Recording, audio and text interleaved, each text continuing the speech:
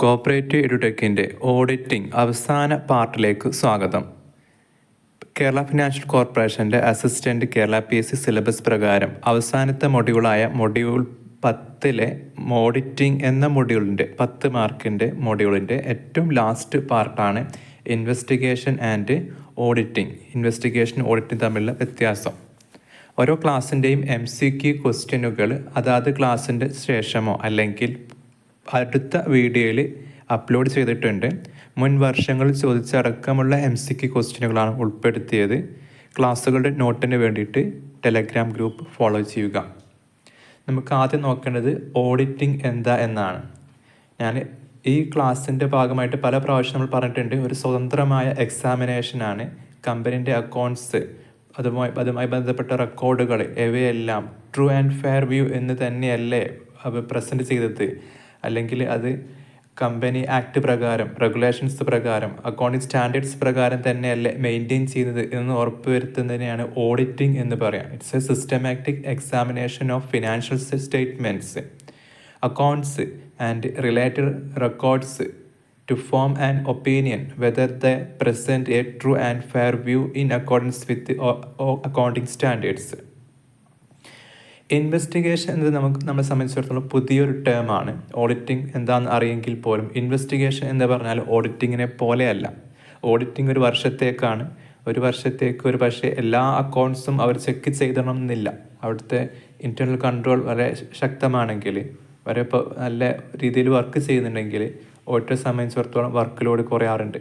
എങ്കിൽ ഇൻവെസ്റ്റിഗേഷൻ എന്ന് പറയുമ്പോൾ എന്തെങ്കിലും ഒരു പ്രശ്നത്തിൻ്റെ അടിസ്ഥാനത്തിൽ ഉള്ള ഒരു ഡീറ്റെയിൽഡ് ഇൻവെസ്റ്റിഗേഷനാണ് നടത്തപ്പെടുക. അതൊരു വർഷത്തേക്കുള്ളതായിരിക്കില്ല, വർഷങ്ങളോളം ഉള്ളതായിരിക്കും. അല്ലെങ്കിൽ ഓരോ വിഷയം, ഒരു സ്പെസിഫിക് ഇഷ്യൂവിൽ ഡീറ്റെയിൽഡ് ആയിട്ടുള്ള ഒരു സെർച്ചിങ് ആയിരിക്കും ഇൻവെസ്റ്റിഗേഷൻ്റെ ഭാഗമായിട്ടുണ്ടാവുക.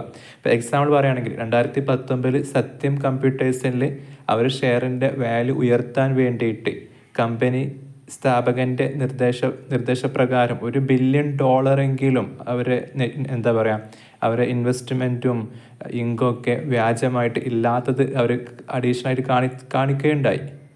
ആ ഒരു കാര്യം ഓഡിറ്റിങ്ങിൽ കണ്ടെത്തുകയും 6000-ലധികം വ്യാജ ഇൻവോയ്സുകളും ബാങ്ക് സ്റ്റേറ്റ്മെൻറ്റുകളും ഈ വിഷയവുമായി ബന്ധപ്പെട്ട് കമ്പനി ആർട്ടിഫിഷ്യലായി ഉണ്ടാക്കുകയും ചെയ്തു. ഈ വിഷയം പിന്നീട് കണ്ടെത്തുകയും കേന്ദ്ര സർക്കാർ ഇടപെട്ട് 2019 ബോർഡ് പിരിച്ചുവിട്ടു. ഡയറക്ടർ ബോർഡ് പിരിച്ചുവിട്ട് ക്രിമിനൽ കേസ് രജിസ്റ്റർ ചെയ്യുകയുണ്ടായി. ഇങ്ങനെ പല ഇഷ്യൂസും ഇന്ത്യൻ മാർക്കറ്റിൽ ഉണ്ടാവാറുണ്ട്. അത്തരം ഇഷ്യൂസ് ഉണ്ടാകുന്ന സമയത്ത് ഇൻവെസ്റ്റിഗേഷൻ ഉണ്ടാകും. ഒരു പക്ഷേ CBI അന്വേഷിക്കാം, ഫോറൻസിക് അല്ലെങ്കിൽ ഇൻറ്റേർണൽ മാനേജ്മെൻറ്റ് ഭാഗമായിരിക്കാം. അങ്ങനെ പല രീതിയിലും അതിനുമായി ബന്ധപ്പെട്ട് ഇൻവെസ്റ്റിഗേഷൻ നടത്താറുണ്ട്. ആ ഇൻവെസ്റ്റിഗേഷനാണ് ഈ പറയുന്നത് A detailed and in depth inquiry into specific aspect of business, accounts, operations, usually for a special purpose such as detecting fraud, evaluating financial position for takeover, assessing damage. ഇപ്പോൾ ചില സമയത്ത് ഇൻഷുറൻസ് കമ്പനികൾ ക്ലെയിമുമായി ബന്ധപ്പെട്ട issues വരാറുണ്ട്. ആ സമയത്ത് investigation നടത്താറുണ്ട്. അതല്ലെങ്കിൽ ഇതിൽ സൂചിപ്പിച്ച പോലെ എന്തെങ്കിലും ഫ്രോഡ് കണ്ടെത്തിയാലോ, അല്ലെങ്കിൽ കമ്പനീൻ്റെ യഥാർത്ഥ ഫിനാൻഷ്യൽ പൊസിഷൻ എന്താ എന്ന് ടേക്ക് ഓവർ സമയത്ത് തീരുമാനിക്കാൻ വേണ്ടിയിട്ടോ, എന്തെങ്കിലും ഡാമേജ് വന്നാൽ അത് എത്രത്തോളം ഡാമേജ് ഉണ്ട് എന്നറിയാൻ വേണ്ടിയിട്ടൊക്കെ ഇൻവെസ്റ്റിഗേഷൻ നടത്താറുണ്ട്.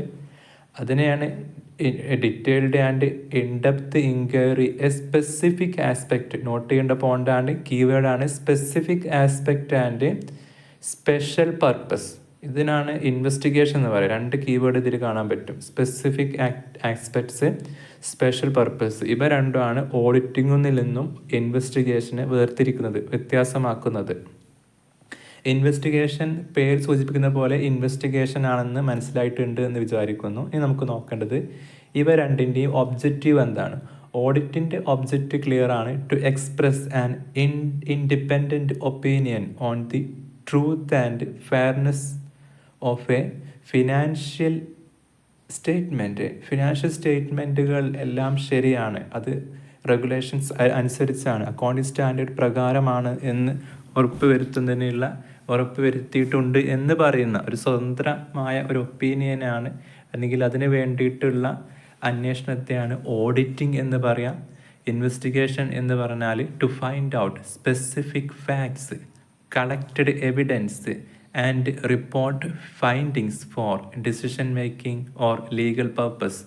ചില സമയത്ത് കോടതി ഉത്തരവ് മുഖേനയായിരിക്കാം, അല്ലെങ്കിൽ കമ്പനി മാനേജ്മെൻറ്റിൻ്റെ ഓർഡർ പ്രകാരമോ അല്ലെങ്കിൽ സർക്കാരിൻ്റെ ഇടപെടലോ ഷെയർ ഹോൾഡേഴ്സിൻ്റെ ഇടപെടലോ ഒക്കെ ആയിട്ട് ചില സമയങ്ങളിൽ ഇൻവെസ്റ്റിഗേഷൻ ആവശ്യമായി വന്നേക്കാം. അത്തരം സന്ദർഭങ്ങളിൽ ഒരു സ്പെഷ്യൽ അല്ലെങ്കിൽ സ്പെസിഫിക് ഇഷ്യൂവിൽ ഒരു ഡീപ്പ് സ്റ്റഡിയാണ് നടത്തേണ്ടി വരിക.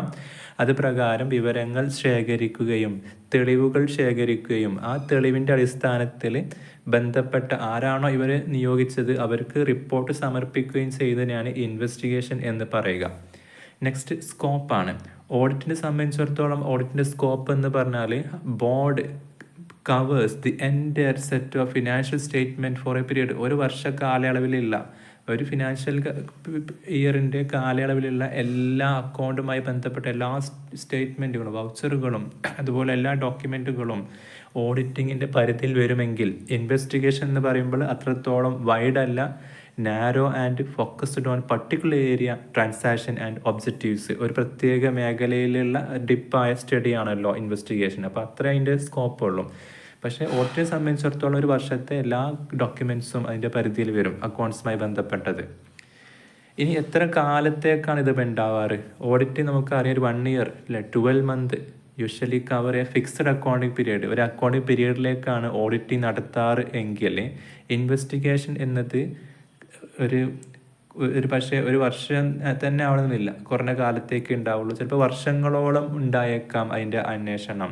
അത് കഴിഞ്ഞ പാസ്റ്റ് ഓർ ഫ്യൂച്ചർ പ്രൊജക്ഷൻസ് ആവാം, ഡിപ്പെൻഡിങ് ഓൺ പർപ്പസ്. എന്താണ് ആ ഒരു ഇഷ്യൂ, എന്താണ് ആ ഒരു കേസ്, അതിനെ ഡിപ്പെൻഡ് ചെയ്തേക്കാം. അത് ഒരു വർഷത്തേക്ക് എന്ന് നമുക്ക് പറയാൻ പറ്റില്ല. അത് എത്രയാവാം, എപ്പോഴാണ് ആ ഇൻവെസ്റ്റിഗേഷൻ പൂർത്തിയാകുന്നത് അത്രയും കാലത്തേക്ക് അത് നടന്നേക്കാം. അത് വർഷങ്ങളോളം ഉണ്ടാവും ചെയ്തേക്കാം. ഇനി പറയേണ്ടത് നാച്ചർ ഓഫ് വർക്കാണ്. ഓഡിറ്റിനെ സംബന്ധിച്ചിടത്തോളം it involves test, checks, vouching, verification, evaluation of internal controls. ഈ എല്ലാ പോയിന്റ് നമ്മൾ മുമ്പേ സൂചിപ്പിച്ചതാണ്. ഇതൊക്കെയാണ് ഓഡിറ്റിങ്ങിൽ മെയിനായിട്ട് നടക്കുക. Test, checks, vouching, verification and evaluation. Test check എന്ന് പറയുമ്പോൾ സാമ്പിൾ ചെക്കിനെ പോലെയാണ്, എല്ലാ കാലവും ചെക്ക് ചെയ്യുന്നില്ല. ഒരു സ്പെസിഫിക് ചെറിയ മേഖലയിൽ മാത്രം ഒന്ന് ചെക്ക് ചെയ്ത് പോവുകയാണ്. എന്തെങ്കിലും ഇഷ്യൂസ് കാണുകയാണെങ്കിൽ മൊത്തം ചെക്ക് ചെയ്യും. വൗച്ചിങ് എന്ന് പറയുമ്പോൾ എവിഡൻസുമായിട്ട് അതായത് അതിൻ്റെ ഇപ്പോൾ എക്സ്പെൻസ് വൗച്ചർ, റെസിപ്റ്റ് വൗച്ചർ, ഒരു ട്രാൻസാക്ഷൻ്റെ ബാക്കപ്പ് ഡോക്യുമെൻറ്റുകളായിട്ട് എന്ത് ചെയ്യാണ്, കമ്പയർ ചെയ്യാണ്. അത് ശരിയതല്ലേ ഒന്ന് ഒത്തു നോക്കുകയാണ്. അതിൽ പറഞ്ഞ ഡേറ്റും എമൗണ്ടും തന്നെയല്ലേ സ്റ്റേറ്റ്മെൻറ്റിൽ വന്നത് നോക്കുന്നതിനെയാണ് വൗച്ചിങ് എന്ന് പറയാം. വെരിഫിക്കേഷൻ എന്ന് പറയുന്നത് ഫിസിക്കലി വെരിഫൈ ചെയ്യാണ് അസറ്റ് ലയബിലിറ്റികൾ, അത്തരം അസറ്റ് അവിടെ ഇല്ലേ അല്ലെങ്കിൽ ലയബിലിറ്റി അതില്ലേ, അതുമായി ബന്ധപ്പെട്ട അതിൻ്റെ മിനിറ്റ്സ് ഡോക്യുമെൻറ്റുകൾ, പർച്ചേസ് ഇൻവോയ്സ്, സെയിൽസ് ഓർഡറുകൾ എല്ലാം വെച്ചിട്ട് അങ്ങനെ ഒരു അസറ്റ് അവിടെ ഇല്ലേ എന്ന് വെരിഫൈ ചെയ്യുക. ഇവാലുവേഷനോ എല്ലാം ആണ് ഓഡിറ്റിംഗ് എന്ന് പറഞ്ഞാൽ. ഇൻവെസ്റ്റിഗേഷൻ എന്ന് പറയുമ്പോൾ ഡീറ്റെയിൽഡ് ചെക്കിംഗ് ആണ്. Critical analysis, collection of collaborative evidence. ചിലപ്പോൾ 1-2 ഏജൻസികൾ ഒന്നിച്ചായിരിക്കും ചിലപ്പോൾ അന്വേഷണം നടത്തുക. അതാണ് collection of collaborative evidence. Detailed checking, critical analysis and collection of collaborative evidence എന്നിവയാണ് ഇൻവെസ്റ്റിഗേഷൻ്റെ ഭാഗമായിട്ട് വരിക. ഇതിൻ്റെ ലീഗൽ ബാക്കപ്പ് എന്താണ്, അല്ലെങ്കിൽ ലീഗൽ റിക്വയർമെൻ്റ് ആണ്. എന്തിൻ്റെ അടിസ്ഥാനത്തിലാണ് ഈ അന്വേഷണം നടക്കുന്നത്? ഓഡിറ്റിംഗ് നമുക്കറിയാം, ഇന്ത്യൻ കമ്പനി ആക്ട് 2013 പ്രകാരം ഓഡിറ്റിംഗ് ലിസ്റ്റഡ് കമ്പനികൾക്ക്, പബ്ലിക് കമ്പനികൾക്ക്, ഒരു സെർട്ടൻ കമ്പനികൾക്ക് എന്താണ് കമ്പൽസറി ആണ്. അപ്പോൾ statutory audit is compulsory for certain entities. Statute പ്രകാരം അത് അവർക്ക് കമ്പൽസറി ആയി വരുമ്പോഴും ഇൻവെസ്റ്റിഗേഷൻ കമ്പൽസറി ഒന്നുമല്ല, പക്ഷേ നോട്ട് എ സ്റ്റാറ്റ്യൂട്ടറി റിക്വയർമെൻറ്റ്. സ്റ്റാറ്റ്യൂട്ടിൻ്റെ ഭാഗമായിട്ട് നിർബന്ധമായിട്ട് വരുന്നതല്ല. പക്ഷേ എന്തെങ്കിലും സമയത്ത് കണ്ടക്ട് ചെയ്യും, സ്പെസിഫിക്കലി റിക്വയർഡ് ബൈ മാനേജ്മെൻറ്റ്. ചില സമയത്ത് മാനേജ്മെൻറ്റ് ആവശ്യപ്പെട്ടാലോ അല്ലെങ്കിൽ കോർട്ടിൻ്റെ ഉത്തരവ് കൊണ്ടോ സർക്കാരിൻ്റെ ഇടപെടൽ കൊണ്ടോ അല്ലെങ്കിൽ ഷെയർ ഹോൾഡേഴ്സിൻ്റെ ആവശ്യം കൊണ്ടോ എന്ത് ചെയ്തേക്കാം, ഇൻവെസ്റ്റിഗേഷൻ നടന്നേക്കാം. It is not a statutory requirement conducted when specifically required by management, court, government, other stakeholders. ഇനി അടുത്ത ക്വസ്റ്റ്യൻ, ആരാണ് അപ്പോയിൻറ്റ് ചെയ്യുന്നത്? ഈ പറഞ്ഞ ഓഡിറ്ററെ അപ്പോയിൻറ്റ് ചെയ്യുന്നത് ചില സന്ദർഭങ്ങളിൽ ഡയറക്ടർ ബോർഡായിരിക്കും, പിന്നീട് ചില സന്ദർഭങ്ങളിൽ ഷെയർ ഹോൾഡേഴ്സ് ആയിരിക്കും. ഫസ്റ്റ് ഓഡിറ്റർ ഉണ്ട്, സബ്സീക്വൻറ്റ് ഓഡിറ്റർ ഉണ്ട്. കഴിഞ്ഞ ക്ലാസ് സൂചിപ്പിച്ചിരുന്നു ആരൊക്കെയാണ് ഓരോ കേസിലും ഓഡിറ്റർ അപ്പോയിൻറ്റ് ചെയ്യുക എന്നതുപോലെ ഇൻവെസ്റ്റിഗേഷനെ സംബന്ധിച്ചിടത്തോളം അത് നേരത്തെ പറഞ്ഞ മാനേജ്മെൻറ്റ് ആകാം. ആർക്കാണ് അത് ആവശ്യം തോന്നിയത് അവരാണ് അപ്പോയിൻറ്റ് ചെയ്യുക. മാനേജ്മെൻറ്റിന് എന്തെങ്കിലും ഡൗട്ട്സ് തോന്നിയാൽ മാനേജ്മെൻറ്റ് അപ്ലൈ ചെയ്തേക്കാം. ക്രെഡിറ്റേഴ്സിനാണെങ്കിൽ ക്രെഡിറ്റേഴ്സ് എന്ത് ചെയ്തേക്കാം, ഇൻവെസ്റ്റിഗേഷൻ ടീമിനെ സെറ്റ് ചെയ്തേക്കാം. പ്രോസ്പെക്റ്റീവ് ഇൻവെസ്റ്റേഴ്സ് ആവാം. അല്ലെങ്കിൽ പ്രോസ്പെക്റ്റീവ് ഇൻവെസ്റ്റേഴ്സ് എന്ന് പറയുമ്പോൾ in case of take over ഒക്കെ ആണെങ്കിൽ അത് എടുക്കാൻ പോകുന്ന ഉടമകൾക്ക് അല്ലെങ്കിൽ എടുക്കാൻ പോകുന്ന പാർട്ടിക്ക് കമ്പനിൻ്റെ സ്ഥിതി അറിയണമെങ്കിൽ അവരെന്ത് ചെയ്യാം, ഇൻവെസ്റ്റിഗേഷൻ നടത്തിയേക്കാം. Ordered by court or government, സർക്കാരിൻ്റെ ഇടപെടലോ കോടതി ഇടപെടലൂടെയൊക്കെ വന്നേക്കാം, ഇൻവെസ്റ്റിഗേഷൻ വന്നേക്കാം. അപ്പം അപ്പോയിൻമെൻറ്റ് അതോറിറ്റിയിൽ വ്യത്യാസമുണ്ട്. ഓഡിറ്റിംഗ് സ്റ്റാറ്റ്യൂട്ടറിൻ്റെ ഭാഗമായിട്ട് ഓണേഴ്സോ ഷെയർ ഹോൾഡേഴ്സോ ആയിരിക്കും അപ്പോയിൻറ്റ് ചെയ്തേക്കുക. ഇൻവെസ്റ്റിഗേഷൻ ആ കേസിന് ഡിപ്പെൻഡ് ചെയ്യും. പിന്നുള്ളത് എവിഡൻസ് കളക്റ്റഡ് ആണ്. ഓഡിറ്റിൻ്റെ ഭാഗമായിട്ട് റിലൈസ് mainly A documentary evidence, internal control, accounting records ഇവയൊക്കെയാണ് എന്ത് ചെയ്യാം, പരിശോധിക്കപ്പെടുക അല്ലെങ്കിൽ കളക്ട് ചെയ്യാം. ഇൻവെസ്റ്റിഗേഷൻ്റെ ഭാഗമായിട്ട് ഡോക്യുമെൻ്ററി, ഓറൽ, സർക്കംസ്റ്റാൻഷ്യൽ അതായത് സാഹചര്യ തെളിവുകൾ and external evidence including interview, inspections ഇതിലൂടെയൊക്കെ എന്ത് ചെയ്യാം, ഇൻവെസ്റ്റിഗേഷൻ്റെ ഭാഗമായിട്ട് തെളിവുകൾ ശേഖരിച്ചേക്കാം. അത് ഓഡിറ്റിങ്ങിനെ പോലെയല്ല, അത് ഇൻവെസ്റ്റിഗേഷൻ തികച്ചും വ്യത്യാസമുണ്ട്. അത് ഡോക്യുമെൻ്ററി എവിഡൻസ് കളക്ട് ചെയ്യുന്നുണ്ട്, ഓറൽ, സർക്കംസ്റ്റാൻഷ്യൽ, എക്സ്റ്റേണൽ എവിഡൻസ് അത് ഇൻ്റർവ്യൂയിലൂടെയും ഇൻസ്പെക്ഷനിലൂടെയും. പിന്നെ പറയേണ്ടത് ഡെപ്ത് ഓഫ് എക്സാമിനേഷനാണ്. എത്രത്തോളം ഇത് ഡീപ്പായിട്ട് പോകുന്നുണ്ട്. ജനറലി ഓഡിറ്റിംഗ് എന്നത് ടെസ്റ്റ് ചെക്കിങ് അല്ലെങ്കിൽ മെറ്റീരിയാലിറ്റി കോൺസെപ്റ്റ് പ്രകാരമാണ്. അത് ചിലപ്പോൾ കംപ്ലീറ്റ് ചെക്ക് ചെയ്തേക്കാം. എന്തെങ്കിലും ഇഷ്യൂസ് തോന്നി കഴിഞ്ഞാൽ മുഴുവൻ ചെക്ക് ചെയ്തേക്കാം. അല്ലെങ്കിൽ നല്ല ശക്തമായ ഇൻറ്റേർണൽ കൺട്രോളൊക്കെ ഉള്ള സ്ഥാപനമാണെങ്കിൽ ഒരു ടെസ്റ്റ് ചെക്കിങ് പോലെ ആയിരിക്കും നടത്തിയിട്ടുണ്ടാവുക. ഇൻവെസ്റ്റിഗേഷൻ എന്ന് പറയുമ്പോൾ അങ്ങനെ ഒരു സാമ്പിളിങ് ആവില്ല. അത് ഡീറ്റെയിൽഡ് ആൻഡ് എക്സോസ്റ്റീവ് എക്സാമിനേഷനാണ്. ഒരു സ്പെസിഫിക് ഇഷ്യൂവിലേക്ക് ഡീപ്പായിട്ട് ഡീറ്റെയിൽഡായിട്ട് അത് എൻക്വയറി നടന്നേക്കാം. Going into a minutest details relevant to the objective. ആ ഒബ്ജക്റ്റീവ് കവർ ചെയ്യാൻ വേണ്ടിയിട്ടുള്ള വിവരശേഖരണം അതൊരു പക്ഷേ ഏതെങ്കിലും ഒരു പ്രത്യേക ഇഷ്യൂവിലേക്ക് ഡീറ്റെയിൽഡ് ആയിട്ടുള്ള ഇൻവെസ്റ്റിഗേഷനും ആയേക്കാം. അടുത്തത് ഇൻവെസ്റ്റിഗേഷൻ കഴിഞ്ഞു റിപ്പോർട്ടിങ് എങ്ങനെയാണ്, ആർക്കാണ് റിപ്പോർട്ട് ചെയ്യേണ്ടത്.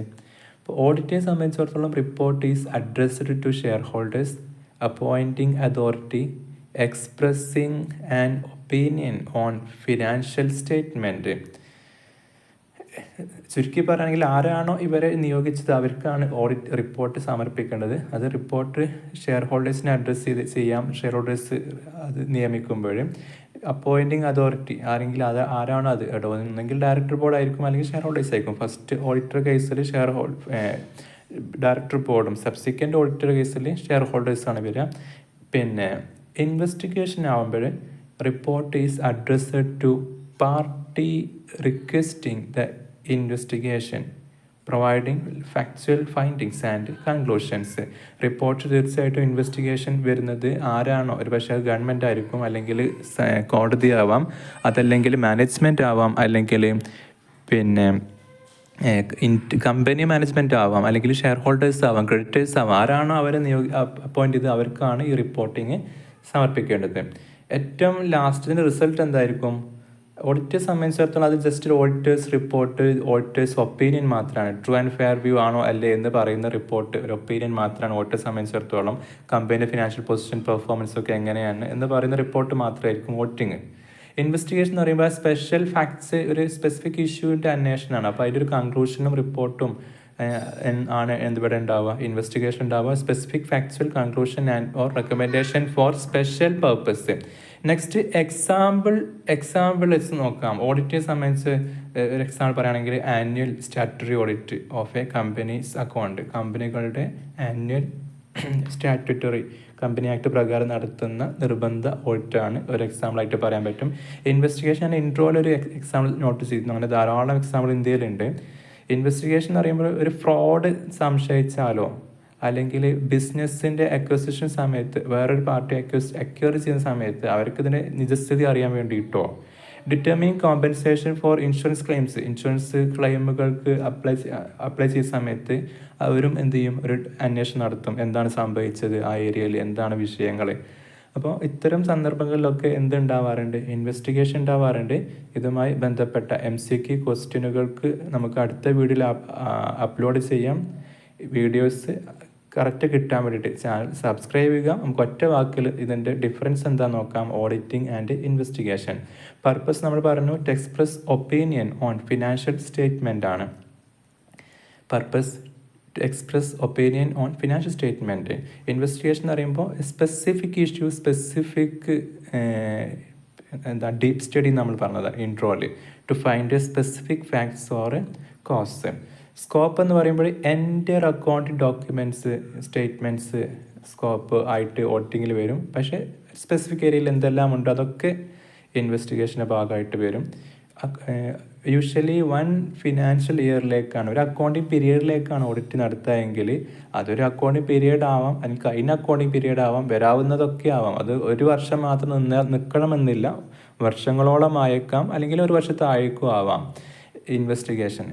ഇനി ലീഗൽ നീഡ് എന്ന് പറയുമ്പോൾ ഓഫൻ സ്റ്റാറ്റുട്ടറി ആണ്, അതായത് അത് ഇന്ത്യൻ കമ്പനി ആക്ട് 2013 പ്രകാരം കമ്പൽസറി ആണ്. അങ്ങനെ സ്റ്റാറ്റ്യൂട്ടറിൻ്റെ ഭാഗമായിട്ടാണ് ഓഡിറ്റിംഗ് സംഘടിപ്പിക്കുന്നത് സെർട്ടൻ കമ്പനികൾക്ക്.